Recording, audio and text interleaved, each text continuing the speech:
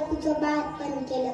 एकदा काय झालं, चोखोबा महाराजांची बायको त्यांना म्हणाली, आता माझे दिवस भरले, तुम्ही तुमच्या बहिणीला घेऊन या, म्हणजेच माझ्या नंदाला घेऊन या, कारण की भाऊजाईचं बाळपण नंदाने करायचं असतं, म्हणून तुम्ही तुमच्या बहिणीला घेऊन या, म्हणजेच माझ्या नंदाला घेऊन या. चोखोबा महाराज जसे घराच्या बाहेर पडले, तिकडून येत होती दिंडी. दिंडीत चालू होतं भजन. कसं? ज्ञानोबा माऊली, ज्ञानोबा